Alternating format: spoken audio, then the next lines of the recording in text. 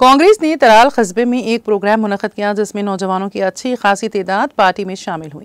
ये प्रोग्राम जम्मू कश्मीर कांग्रेस के नायब सदर सुरेंद्र सिंह चिन्नी की मौजूदगी में मुनक़्क़द हुआ, जबकि ब्लॉक सदर तराल फिरोज अहमद और दीगर कांग्रेसी कारकुनों ने भी इस प्रोग्राम में शिरकत की। इस मौके पर कुछ वफूद ने सुरेंद्र सिंह चिन्नी से मुलाकात की और कुछ शिकायत उठाई, जिसके बाद उन्होंने इन शिकायत का नोट्स लिया।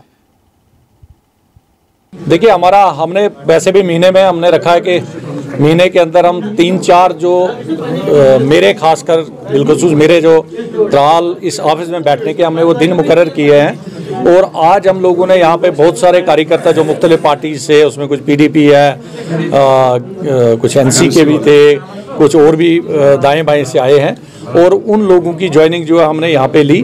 और आज का प्रोग्राम हमारा जो यहाँ पे खासकर इस ऑफिस में था वो ज्वाइनिंग का था। नीचे हमने ऑफिस अवंतीपुरा में खोला, एक फंक्शन वहाँ पे हुआ।